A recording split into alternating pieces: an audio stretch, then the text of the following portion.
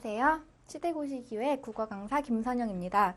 자, 오늘은요, 서간학교 기출문제 풀이를 한번 해보도록 하겠습니다. 자, 1번부터 함께 보도록 할게요.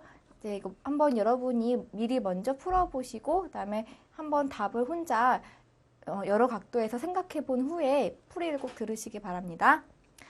자, 그럼 1번부터 볼게요. 가에서 마루부터 독서의 방법을 연상한 내용으로 적절하지 않은 것은, 여러분이 이런 문제를 이제 풀 때, 이건 언어 영역에서도 많이 나오는 문제죠.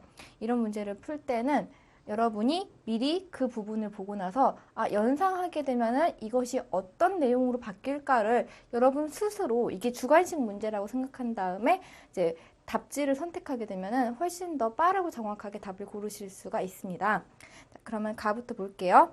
우물을 파는 사람은 먼저 석자의 흙을 파서 축축한 기운을 만나게 되면 또 더 파서 6자 깊이에 이르러 탁한 물을 퍼낸다. 그러면 이제 맑고 다른 그런 물이 나온다라고 했어요. 이거 독서에 연관시키면 어떻게 되겠어요?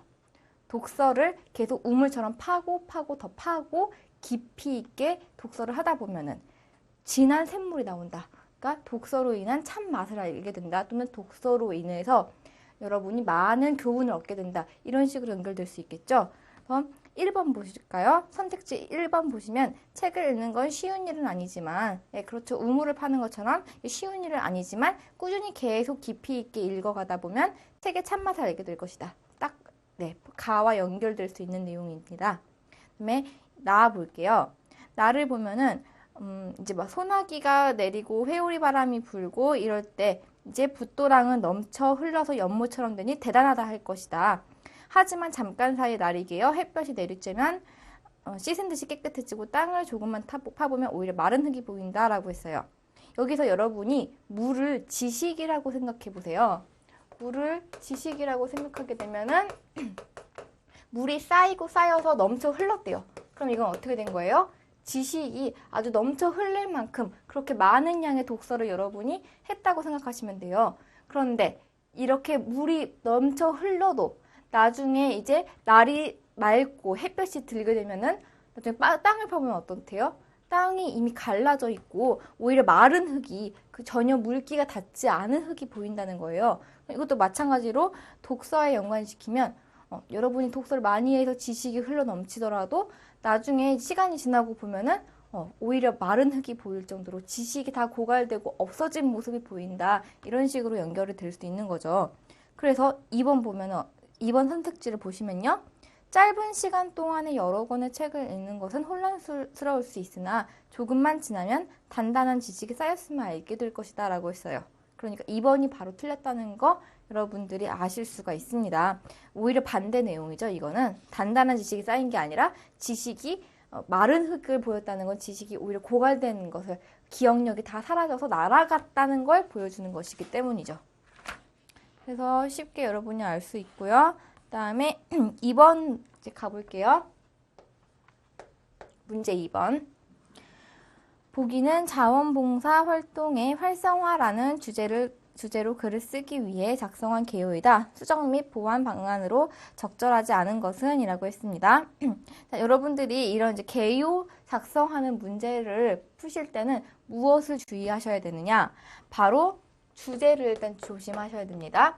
선택지 중에서 이 주제와 관련이 없는 선택지 설명이 나오면 그 선택지는 오답이구나 라고 선택하실 수 있어야 돼요. 그래서 우선 주제와 어긋나는 선지가 있는지 찾아보기. 주제와 선지가 대응되는지 찾아보기.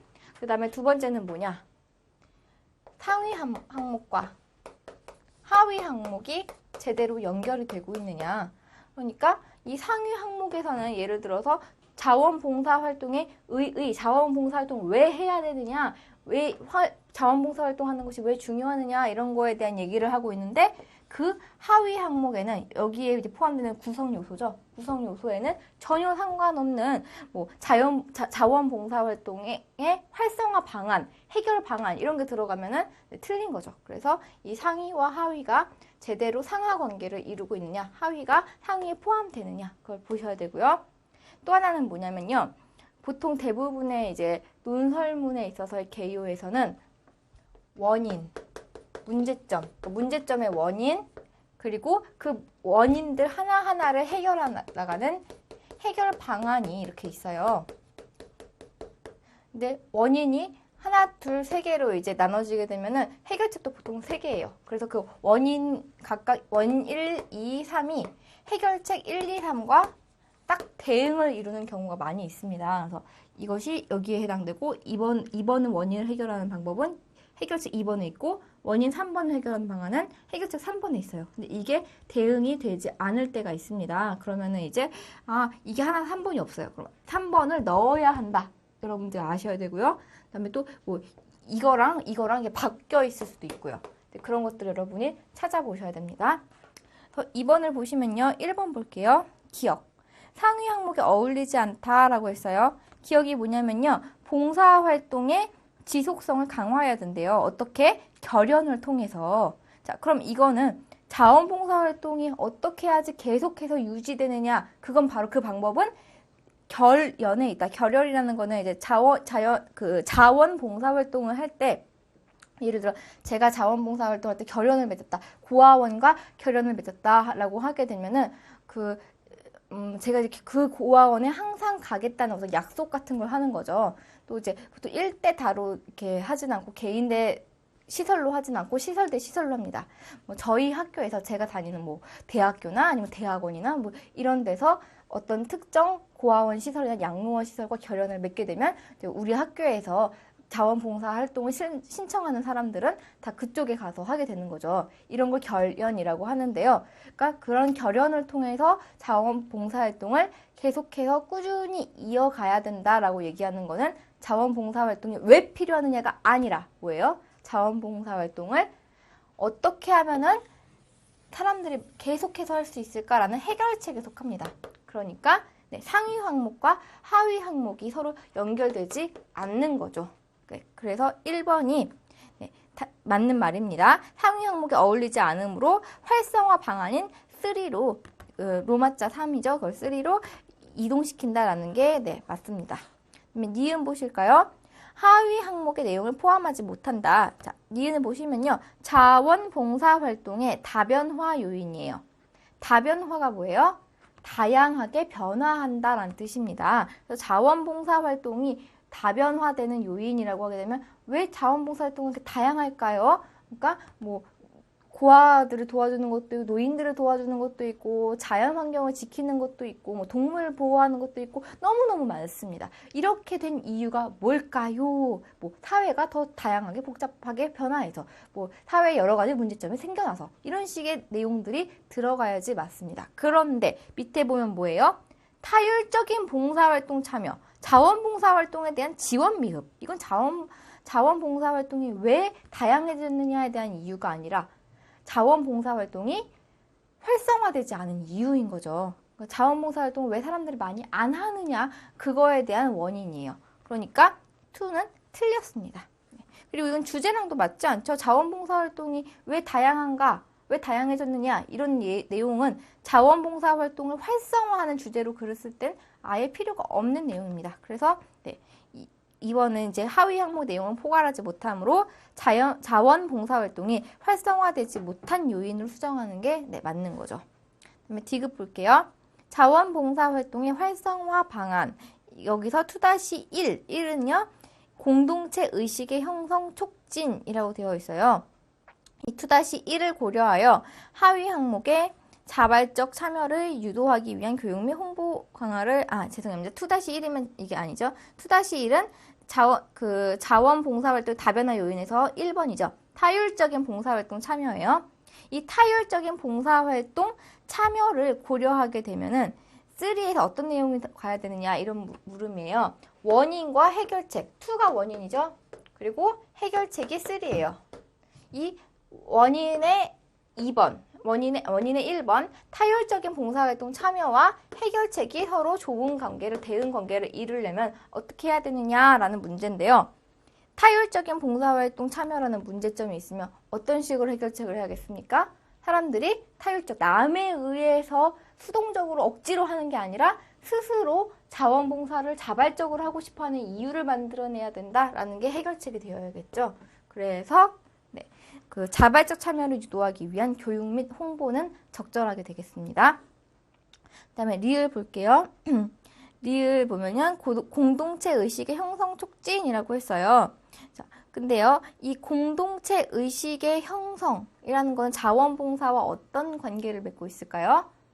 자원봉사 활동을 열심히 하게 할 수 있는 해결 방안으로 공동체 의식의 함양이 있나요? 공동체 의식이란 거는 내가 이 공동체, 이 사회 구성원으로서 열심히 일하고 그리고 이 공동체 사람으로서 누군가를 도와줘야겠다라는 의식이잖아요. 이거는 자원봉사 활동을 통해서 사람들이 얻게 되는 어떤 획득물이에요. 그러니까 자원봉사 활동 사람들이 또 해야 하는 어떤 그런 중요성, 자원봉사 활동의 한마디로 뭐예요? 의의인 거죠. 자원봉사의 의의가 공동체 의식의 형성이기 때문에 해결 방안에 들어가면 안 되고 어디로 들어가야 돼요? 바로 의의를 말했던 맨 처음에 로마자 원, 원에 들어가야 되는 거죠. 그러니까 이거는 삭제하면 안 되고 어떻게 돼요? 3에서 1으로 이동을 시켜야 되는 내용이죠. 그래서 여기서 삭제한다는 내용은 그래서 틀렸습니다. 그래서 답이 4번이 되는 거죠. 그 다음에 3번 볼게요. 3번 같은 경우는 그렇게 여러분들이 좀 어문 규정이나 이제 맞춤법을 한번 따로 공부를 하셨다면은 이렇게 어렵지 않은 내용이었을 거예요. 여러분들이 이제 이런 문제가 꼭 언어 영역에서도 한 문제 정도 나오고 있잖아요. 그러니까 한번 뭐 인터넷 같은 걸 검색하셔서 자주 틀리기 쉬운 맞춤법 이렇게 검색하셔서 여러 가지 문제들을 한번 쫙 모아서 한번 정리를 해보시는 게 필요합니다. 꼭 여러분 수능 보시기 전에 한 번은 정리를 이렇게 해주셔야 돼요. 자, 그러면서 보면요. 조리다. 조리다는 이거는 음식 요리를 할 때 그 불을 이제 달궈서 그래서 물을 쫙 빼는 거. 그래서 이제 양념이 이렇게 묻어나게 하는 게 조리는 거죠. 그래서 이거는 고등어는 조린 것이 맛있다라고 했을 때 써야 되고, 그다음에 가슴을 이제 안 달라서 막 너무 이제 쿵쾅쿵쾅 뛰면서 이제 가슴이 이게 흥분 상태에 있는 그런 거는 졸이다죠. 그래서 1번은 서로 바뀌었습니다. 그 다음에 2번 곤욕. 뜻밖의 손님을 맞아 몹시 곤욕스럽다. 곤욕은 명사예요. 자신이 곤란한 일을 이렇게 당했을 때 이제 느끼는 모욕감이 곤욕이에요. 그렇기 때문에 곤욕을 느낀다라고 할 수는 있지만 곤욕스럽다라고 할 수는 없는 거죠. 그러니까 여기는 곤욕이 아니라 곤혹이 들어가야 돼요. 곤혹은 당황 이런 거랑 비슷합니다. 그래서 좀 당혹하고 곤란한 상황에 있는 게 바로 곤혹이에요. 그래서 곤혹스럽다가 돼야 되고 곤욕을 당했다, 곤욕을 느꼈다 라고 하는 게 이제 맞는 거죠. 그래서 2번도 바뀌었네요. 그 다음에 3번 붙이다. 귀농을 하려 해도 붙일 땅이 없다. 여기서 붙이다라는 말은요. 우편물을 붙이다에서도 들어가고요. 또 땅을 붙이다, 땅을 붙여 살다 라고 했을 때도 이제 붙이다를 씁니다. 그래서 이 붙이다가 이제 맞는 말이고요. 그다음에 붙이다는 우리가 풀로 어떤 걸 붙이는 것도 우표를 붙일 때, 그리고 어딘가 이렇게 딱 달라붙게 할 때, 그리고 이렇게 여기 나오는 것처럼 따귀를 붙이다 라고 할 때도 이 붙이다를 씁니다. 그래서 3번은 적절한 말이죠. 그 다음에 어머니께서 입맛을 돋구는 이라고 했는데요. 돋구다는 안경 도수를 높이는 것만 돋구다라고 해요. 우리가 발음을 많이 잘못하는 경우가 있는데 이때는 돋우다를 써야 됩니다. 돋우는 거는 어떤 기운이나 상태가 더 높아지게 만드는 게 돋우다예요. 그리고 오로지 안경 도수와만 관련된 게 돋구다입니다. 그래서 4번도 바꿔 써졌죠. 그 다음에 홀몸과 혼몸. 임신한 몸이 이제 아니다. 임신한 몸이 아닌 혼자만 있는 몸은 그건 홑몸이라고 해요. 우리가 또 많은 사람들이 착각하는 게 혼몸이라고 하면 임신한 몸이라고 또 아는 경우가 많이 있어요. 그게 아니에요. 혼몸은 임신하지 않은 몸이에요. 그래서 혼몸이 아니다라고 하면은 임신한 게 되는 거죠. 이해되시죠? 그러니까 혼몸은 임신 안 한 몸이고, 그래서 혼몸이 아니다라고 했을 때 임신한 몸이 되는 거예요. 그다음에 홀몸이라고 하게 되면은 홀몸은 그 자신만이 혼자 고립되어 있고 다른 친척이나 가족이나 주변에 도움받을 사람이 전혀 없는 이런 상태가 홀몸인 거예요. 그는 홀몸으로 또는 같은 말로 뭐가 있어요? 혈혈단신이라고 하죠. 혈혈단신으로 북한에서 남한으로 내려왔다, 월남했다 이렇게 얘기하면 이제 홀몸이 되는 겁니다. 그래서 이것도 5번도 서로 바뀌었죠. 다음에 4번 볼게요. 보기의 자료를 활용하여 청소년을 유해 환경으로부터 보호해야 한다는 주제로 글을 쓰려고 한다라고 했습니다. 자, 이거는요 그렇게 사실 문제가 어렵진 않았을 거예요. 뭐 1, 2, 3번 전부 다 이렇게 여러분이 읽어보시면 그다지 헷갈리실 건 없고요. 4번과 5번이 여러분이 헷갈리셨을 수 있으니까 이것만 보도록 할게요. 라다시 4번입니다. 라다시 이를 활용하여 대중매체가 청소년을 위한 건전하고 유익한 프로그램을 많이 개발해 보급할 수 있도록 유도하기 위한 정책이 필요하다고 주장해야겠어. 라다시 1을 보시면요.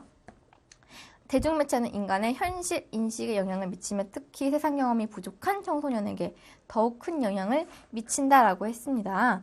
자, 그러니까 세상 경험이 부족한 청소년에게 아주 큰 영향을 대중매체가 미친대요.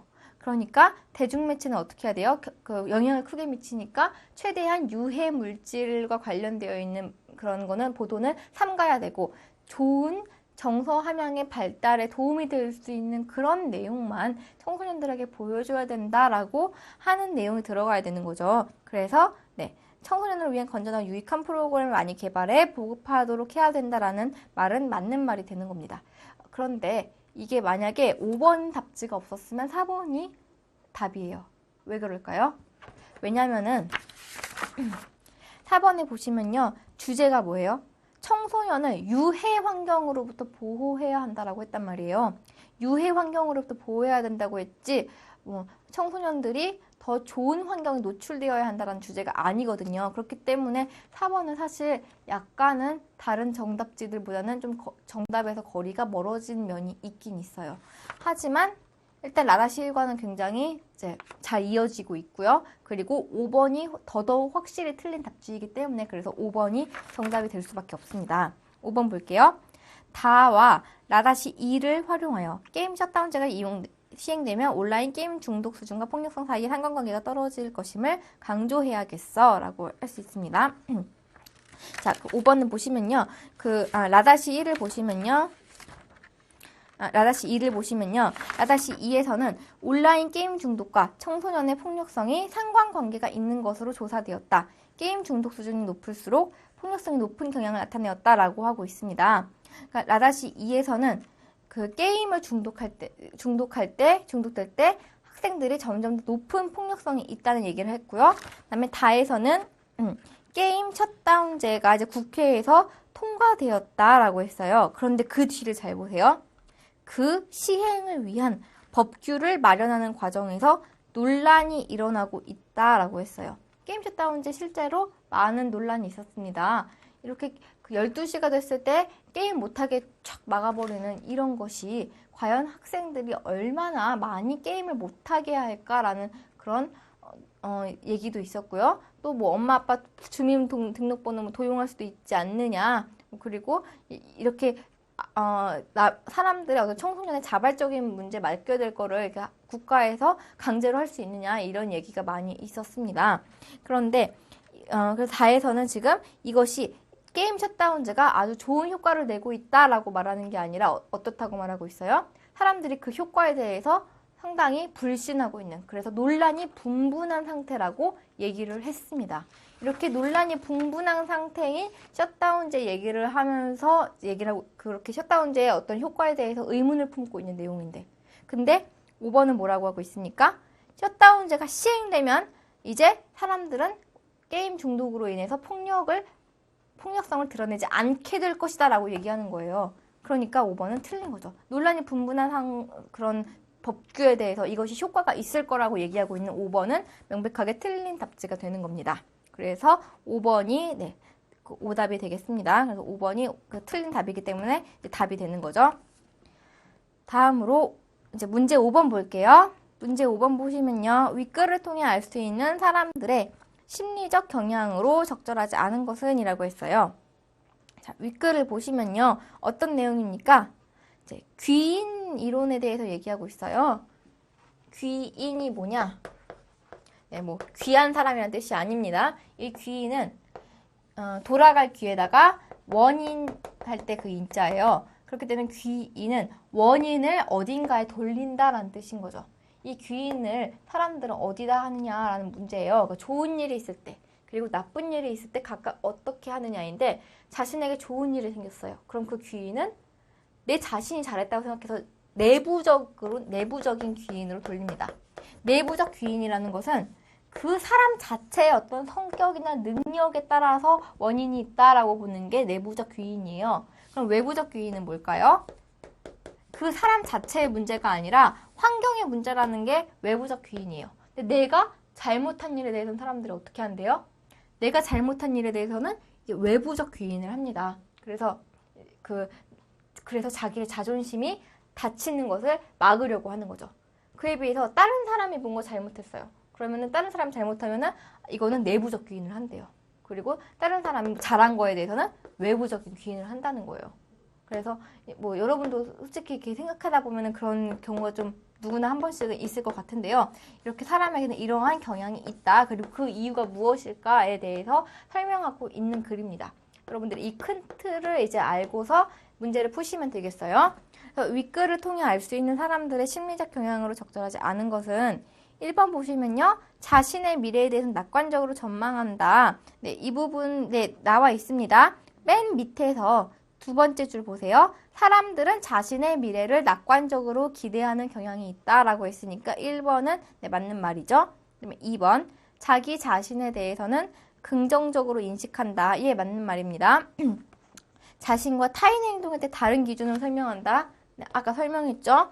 그 다음에 4번 자존감이 위협받는 상황에서는 도피적인 충동을 느낀다. 도피적 충동이라는 게 뭐예요?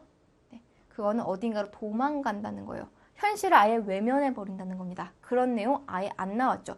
언어 영역 풀 때 지문에서 전혀 나오지 않았던 엉뚱한 얘기가 나오면 그거는 오답일 확률이 높습니다. 그래서 4번이 적절하지 않은 거고요. 5번 볼게요. 타인이 처한 상황과 그의 행동을 주관적으로 해석한다. 네, 여러분들이 이제 타인이 처한 상황에 대해서 아까 전에 얘기했었죠? 다른 사람이 잘하면 그건 외부적으로 돌리고 다른 사람이 못하면 내부적으로 보통 돌린다고 했어요. 이거는 자신의 입장에서 상당히 주관적으로 해석하는 거예요. 그 사람이 처해 있는 어떤 상황과 그다음에 그 사람이 처해 있는 그 일을 하게 된 어떤 계기, 행동 이런 거 전혀 고려하지 않고 오직 바깥으로 드러난 결과만 보고 그렇게 판단을 내버리는 거예요. 그렇기 때문에 이건 객관적인 태도가 아니라 지극히 자신의 입장에서 주관적으로 해석한 것이라고 볼 수 있습니다. 그래서 5번도 적절한 답이 되겠네요. 적절한 선지가 되겠습니다. 그다음에 6번 볼게요. 윗글을 바탕으로 보기의 대화를 이해할 때 적절하지 않은 것은 이라고 했습니다. 자, 여기 보시면요. 이제 대화 1번. 대화 1번을 보시면은 남자가 전화할 시간이 없어서 정말이야. 그랬더니 거짓말마. 넌 내가 싫어진 거야. 라고 얘기를 했습니다. 남자는 자신의 행위에 대해서 어떻게 했어요? 전화할 시간이 없었다는 그 외부적 기인을 했죠. 환경에 대한 얘기를 했습니다. 여자는 네가 날 싫어하기 때문에 너의 마음 상태 문제다라고 내부적 비인을 했습니다. 그러니까 1번 선지 적절하네요. 그다음에 대화 2번을 보면요. 너 사회심리학 시험을 망쳤다면서 그건 평가 기준에 문제가 있는 거야. 시험을 망쳤다는 잘못된 상황에 대해서 어떻게 했습니까? 철수는 평가 기준이라는 외부 상황에 문제를 돌렸어요. 남 탓을 한 거죠. 자, 그러니까 대화 2번. 철수는 자기 자신에 대한 자존감을 유지하기 위해서 외부 귀인을 하고 있다고 볼 수 있다. 네, 맞는 말입니다. 그 다음에 대화 3번 보시면요. 오늘 지각했구나. 정말 게으르네. 선생님 자세한 사정도 모르시면서 너무해요. 자, 선생님은 학생의 상황에 대한 정보를 갖고 있지 못해요. 걔가 뭐 아팠는지 아니면 부모님이 갑자기 쓰러지셨는지 이런 상황 전혀 모릅니다. 아니면 뭐 차가 갑자기 버스가 고장났는지 이런 거 하나도 모르는 상태로 학생의 행위에 대해서 내부기인, 학생 자체에 문제가 있다고 내부기인하고 있는 거 3번 맞습니다. 자, 그 다음에 4번 볼게요. 너 운 좋게 사관학교 합격한 줄 알아. 웬걸요? 제 머리가 좋은 거죠. 자, 이거 전형적으로 잘된 일은 자기 탓을 하는 거죠. 그래서 이거는 잘된 일에 대해서 내부 기인을 하는 것이다. 그러니까 이건 역시 내부 기인한 이유는 자기 자신을 높이려고. 자기 고향의 동기라고 해요. 자기 고향의 동기에 비롯된 것이다. 맞습니다. 그러면 5번 보시면요. 당신의 공격은 제국주의적 발상에서 나온 것이요. 무슨 소리? 우리는 당신의 도발에 대해서 정당 방위를 한 것이요. 라고 했습니다. 네, 보시면요. 일단 당신들의 공격은 제국주의적 발상을 했다라는 것은 공격을 했던 비국 자체가 아주 나쁜 철학적 이념과 그다음에 윤리적인 행동의 그런 윤리적 의식이 결여되어 있는 제국주의적 발상, 내부적 귀인이죠. 비국의 내부에 문제가 있다라고 보는 내부적 귀인을 A국 대표가 하고 있어요. 근데 B국은 뭐라고 했어요? 니들이 도발했기 때문에 그러니까 남 탓인 거죠. 외부 상황에 돌리고 있어요. 그러니까 이거는 B국 대표의 말은 외부 귀인이라고 할 수 있겠습니다. 그러니까 5번 선지에 있는 이 외부 귀인과 내부 귀인은 서로 바뀐 거죠. 그러니까 A국은 내부 귀인을, B국 대표는 외부 귀인을 하고 있는 겁니다. 그다음에 7번 보겠습니다. 보기는 한 사회 심리학자의 실험 내용이다. 윗글을 바탕으로 실험 결과에 대해 반응한 것으로 가장 적절한 것은 이라고 했습니다. 여기 보시면요. 이제 복권을 사람들이 여러 개를 골랐대요. 그런데 그 복권에서 이제 자기가 직접 고른 사람은 이 복권의 가치가 엄청 높다고 생각하고요. 그리고 그 복권을 그냥 아무 랜덤으로 받은 사람들은 별로 가치가 없다고 생각하면 이건 당연히 안 될 거야 라고 생각한다는 거예요. 그러니까 자기 자신이 능동적으로 선택한 것은 좀 더 이거는 될 가능성이 높아 라고 생각하는 자기 자신의 미래에 대해서 낙관적으로 생각하는 그런 경향이 있는 거죠. 그리고 또 내가 이거를 골랐을 때 전혀 이건 통제권이 발휘될 수 없는 상황인데도 자신이 고를 수 있다고 당첨된 복권을 고를 수 있다고 믿는 경향이 있다는 겁니다. 이거는 이 지문에서 보면 어떤 거랑 비슷한 행위예요? 바로 주사위를 던지는 행위랑 비슷합니다. 사람들이 주사위를 던질 때 큰 숫자가 나오기를 바라면 크게 던지고 작은 숫자가 나오길 바라면 살살 던진다고 했죠. 바로 이렇게 통제권이 발휘될 수 없는 상황에서 자기가 발휘할 수 있다고 믿는 거니까 답은 뭡니까? 바로 3번인 겁니다. 자기가 고른 게 더 당첨 확률이 높다고 느낀다는 것이 자기의 통제권을 과신하는 거죠. 그 다음에 8번에서 12번 볼게요. 자, 시가 나왔네요. 근데 시들이 이제 여러분들이 아마 이렇게 별로 다 모르는 좀 약간 낯선 시였을 거예요. 그나마 이제 여러분들이 알고 있을 만한 시라면 좀 조위의 만분가 정도가 있는데 뭐 전부 다 그렇게 유명한 시들은 아니기 때문에 푸는데 약간 이제 어려웠을 수 있습니다. 이제 이런 문제들 낯선 문학작품이 나오는 거는 그 즉시 바로 그 자리에서 여러분이 작품을 해석할 수 있느냐를 이제 묻는 문제들이에요. 그렇기 때문에 문제 자체에서 어떤 힌트 같은 거에도 여러분들이 잘 주목해서 푸셔야 되는 겁니다. 자, 8번 볼게요. 가에서 다에 대한 설명으로 가장 적절한 것은 이라고 했습니다. 가와 나에는 부재하는 대상에 대한 그리움이 나타나 있다라고 했습니다. 자, 가를 보시면 어떻습니까? 가를 보시면 이제 김시습이라는 어떤 방외인이라고 하죠. 계속해서 전국을 또 떠돌아다니는 어떤 방랑자인 김시습이 지은 작품이에요. 새가 나는 바깥에는 하늘은 다하고만 근심결에 하는 하염없구나. 여러분들이 이렇게 낯선 작품을 보실 때는요. 근심, 그 서정적 자라고 하죠. 화자의 어떤 심리 상태를 나타낼 수 있는 그런 단어들의 동그라미를 치시면서 거기에 주목하셔서 보셔야 돼요. 근심, 어때요? 이 화자가 얼마나 지금 근심하고 있는지 그리고 이 사람이 어떤 생각을 갖고 있는지를 나타내주는 딱 단어잖아요. 그러니까 여기에 동그라미 치셔야 됩니다. 그래서 얘가 왜 근심하고 있을까에 대한 그런 원인도 생각하면서 이제 읽어야 되겠죠. 왜 그러는지가 이제 뒤에 나오네요. 어느 때에야 세상 그물을 벗어나 흥을 타고 여기서 다시 논일 수 있으려나 라고 했습니다. 세상 그물을 벗어나고 싶은데 그래서 여기는 어디예요? 바로 자연입니다. 기러기가 있고 모래펄이 있고 그다음에 그윽한 옛기슭이 있는 그런 자연 환경이에요. 그 자연 환경에서 논일고 싶은데 세상에 대한 미련과 집착에서 벗어나지 못하는 게 문제점입니다. 그래서 근심이 있는 거죠. 그러니까 가에는 어떤 세상에 대한 집착과 미련, 속세에 대한 미련에서 벗어나지 못하고 있는 게 중심 내용이기 때문에 부재하는 대상에 대한 그리움이 나타나 있다. 1번 틀렸죠. 그래서 1번은 적절하지 않네요. 그다음에 2번 볼게요. 2번 선지 보시면요. 나와 다에는 현실에 대한 긍정적인 태도가 드러나 있다라고 있습니다. 자, 나와 다에 보시면요. 이제 만분가라고 하죠. 자, 만분가는 일단 여러분들이 이 만분가를 왜 지었느냐를 아신다면 절대로 이렇게 2번 답지가 절대로 맞을 수 없다는 걸 알 거예요. 만분가는 그 조이라는 사람이 유배를 간 후에 지은 작품입니다. 이것을 여러분들이 어떻게 알 수 있느냐? 자, 11번의 보기 있죠? 그 보기를 통해 여러분들이 해석을 유추하셔야 됩니다. 11번의 보기 보시면요. 만분가는 연산군 4년 무오사화로 인하여 전라도 순천에 유배되었던 조위가 유배지에서 지은 가사다. 비분의 심정은, 비분이 뭐예요? 아주 슬퍼하고 그리고 분개하는 게 비분이죠.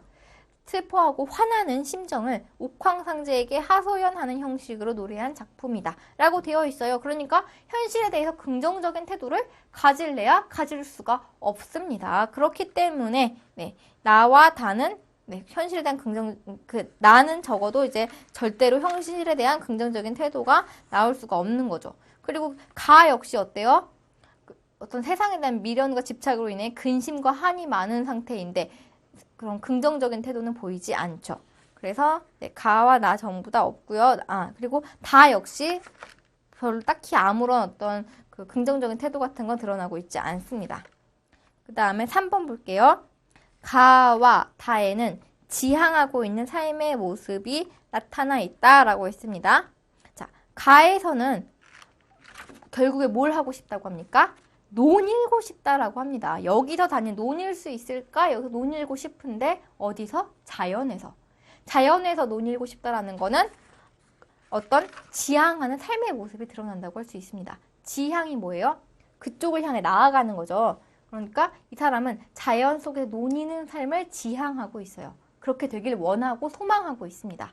그렇기 때문에 가는 맞는 이제 말이죠. 지향하고 있는 삶의 모습이 나타나고 있습니다. 자, 여러분들의 지향과 지향이라는 단어를 구분하셔야 돼요. 지향은 긍정적으로 소망하는 거예요. 지향은 부정적으로 생각하여서 이것을 원치 않는 겁니다. 피하길 원하는 거죠, 오히려. 지향은 낮추고 이걸 하지 않으려고 억제하는 것이고, 지향은 그렇게 되려고 향하고 이쪽을 향해서 걸어가고 있는 거죠. 그게 바로 지향입니다. 그래서 이제 가에는 지향하는 삶의 태도, 자연에서 논이는 태도가 나타나 있고요. 다를 볼게요. 다에서는 이제 이 식의 외송설이라는 그런 내용이죠. 이 외송설은 어떤 내용이냐면은 계속해서 이제 그 나뭇가지를 이제 관찰했던 내용이에요. 그 송이 소나무 송자죠.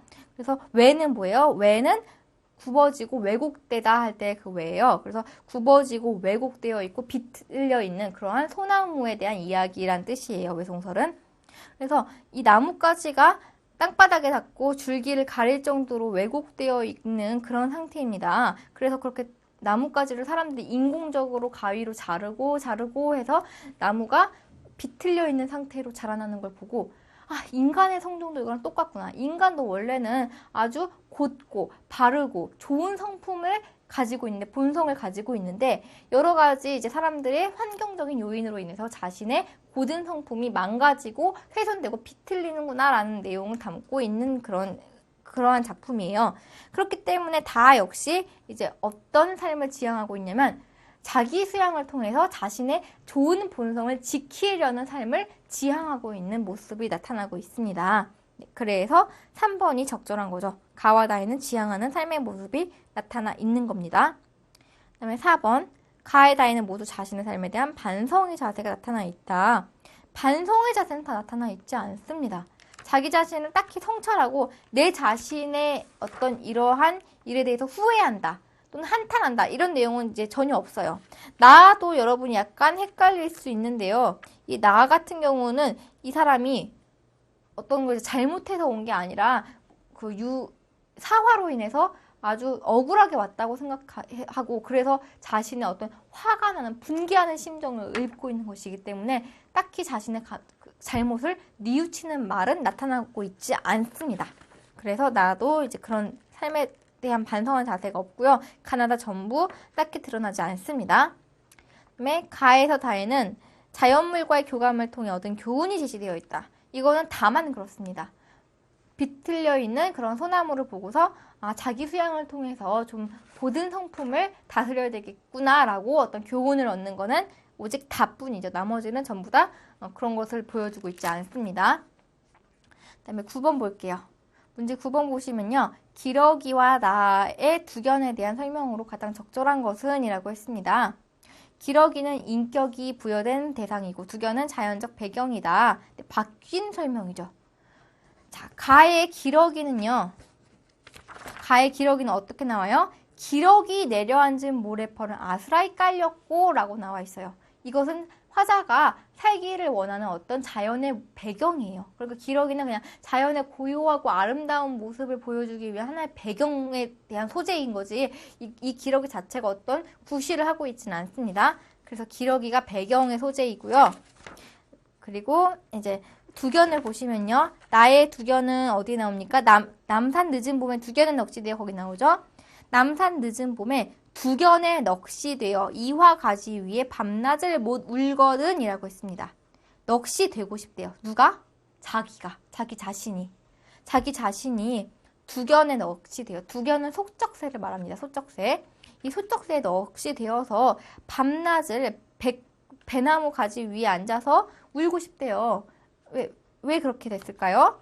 임금님에게 자기 자신이 얼마나 억울한지를 호소하고 싶은 거예요. 그래서 임금님과 가까운 곳에 가서 계속해서 울고 싶다. 그러니까 이 두견은 뭡니까? 바로 자기 화자 자신이 되고 싶어하는 화자의 분신이에요. 그러니까 화자 자신은 아바타 같은 존재이니까 두견에 인격을 부여한 거죠. 네, 그래서 1번은 서로 설명이 바뀌어 있습니다. 기러기와 두견이 서로 뒤바뀌어야 되는 거죠. 그래서 1번 적절하지 않고요. 2번 기러기는 시각적 이미지와 두견은 청각적 이미지와 연결된다.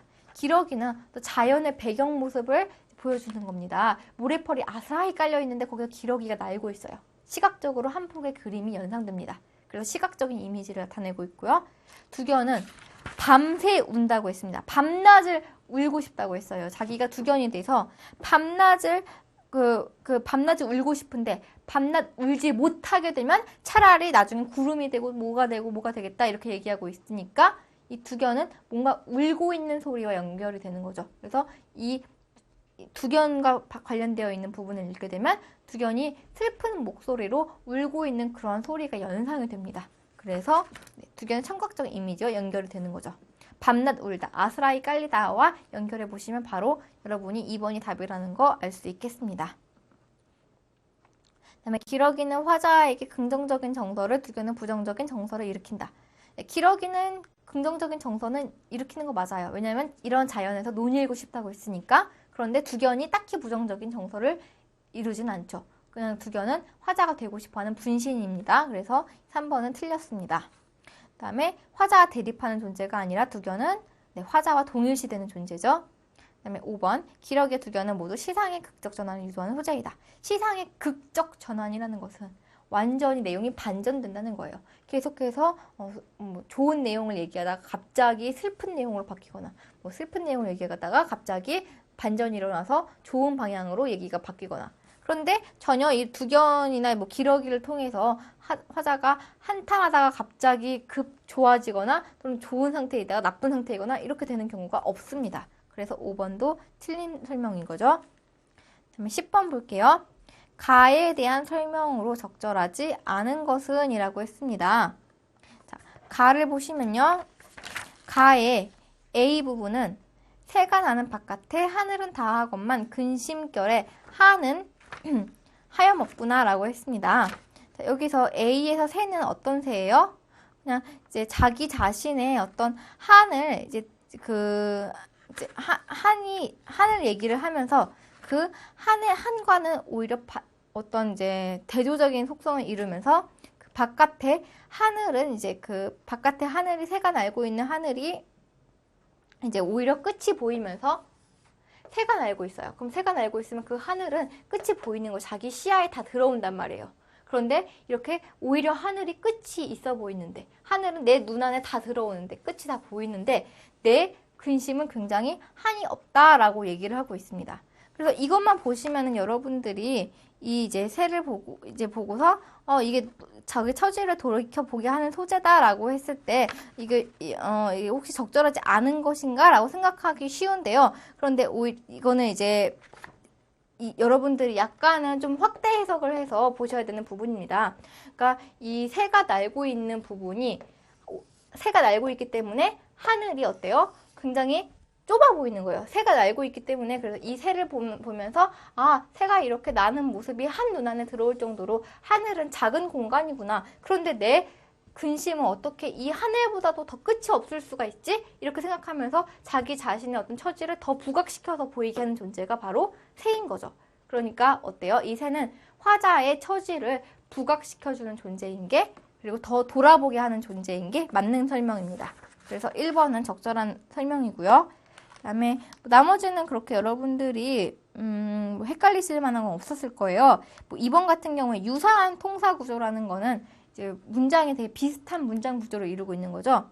네, B번을 보시면은 모모는 모모하다, 모모는 모모하다 이렇게 계속 비슷한 문장 구조로 똑같이 대응이 되고 있어요. 그래서 2번도 적절한 설명이고요. 그다음에 3번 A의 근심 원인에 대한 단서를 D에서 찾을 수 있다. 네, 그렇죠. A의 근심에 대한 원인이 세상 그물을 벗어나 여기서 다시 논일 수 있을까라는 D번에서 드러나고 있죠. 그래서 이제 3번도 여러분이 쉽게 아실 수 있는데요. 4번 보시면요. B와 C는 모두 계절적 소재를 활용하여 시의 분위기를 형성하고 있다. 라고 있습니다. B와 C에 나오는 자연물엔 뭐가 있어요? 산, 강, 기러기, 배 이런 게 나오죠.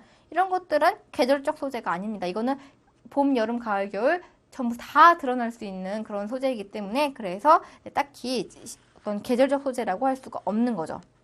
계절적 소재라고 하면은 눈이 내려서 뭐 산이 아주 하얗게 덮여 있다라든가 좀 단풍이 진다 또는 뭐 꽃이 피어 있다, 개나리가 피어 있다, 아지랑이가 피어 있다 이렇게 나와야지 계절적인 소재가 되는 겁니다.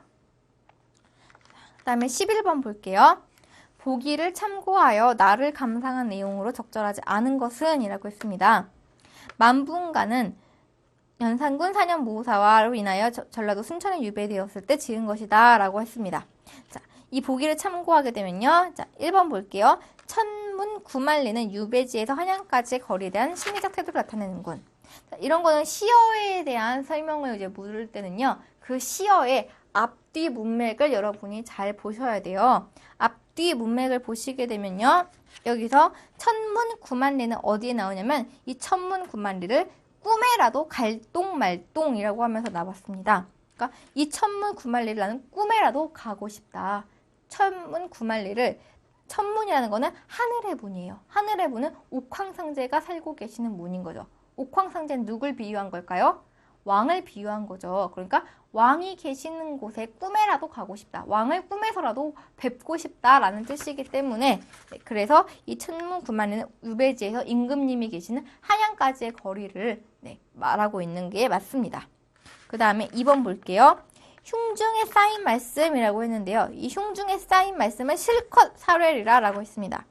이 흉중에 쌓인 말씀은 자기 가슴 속에 쌓여있는 한과 그리고 억울함과 그리고 자신의 잘못이 없다는 것을 이제 억울함을 토로하고 싶은 심정이 바로 흉중에 쌓인 말씀입니다. 이 사람이 자기 자신의 잘못을 뉘우치는 게 아니라 자기 자신이 오히려 잘했는다는 충성스러운 신하인데 왜 몰라주느냐라는 그런 감정이 어디에 나와 있어요?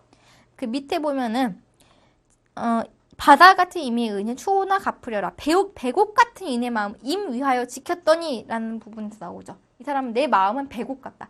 아주 깨끗하고 순결하고 임금님을 향한 충성심이 가득 차 있다. 근데 왜 몰라주느냐라는 심정을 가지고 있어요. 그러니까 뒤에는 죄에 대한 참회를 내포하고 있다. 죄에 대해서 후회하고 뉘우치고 있다라는 표현은 틀린 설명이 되는 겁니다. 그래서 2번이 틀렸죠. 또 보기를 참고했을 때도 이 사람은 옥황상제에게 하소연합니다. 어떤 심정을? 비분의 심정을. 비분은 슬퍼하고 분개하는 심정이에요. 나 너무 억울해라는 심정인 거지 참회하는 심정이랑은 거리가 멉니다. 그렇기 때문에 2번은 적절하지 않다는 게 여러모로 드러나고 있죠. 그 다음에 3번 볼게요. 10년을 유락하니 유배 생활이 오랫동안 지속되었음을 알 수 있군. 10년이 유락하니는 어디에 나오냐면요. 형강은 고향이라 10년을 유락하니 라고 했습니다. 이 형강은 이제 그 조위가 유배되어 있는 어떤 지역을 비유적으로 설명하고 있는 그런 지역이에요. 형강은 원래 중국 형산의 강 이름인데 그만큼 이제 이 조위가 유배되어 있는 곳이 그곳과 비슷하다라고 얘기를 해서 이제 그 형강이라고 얘기를 했던 거고요. 이 형강이 자기 자신에게서 제2의 고향이 될 만큼 10년 동안이나 이곳에서 자기가 묵혀 지냈다. 그러니까 그만큼 유배지에서의 생활이 오래되었다라는 걸 나타내고 있기 때문에 3번은 적절한 표현이 되는 거죠. 이렇게 해서요. 이제 11번까지 우리가 살펴봤고요. 이제 남은 문제들 이제 2강과 3강에서 이어서 하도록 하겠습니다. 수고하셨습니다.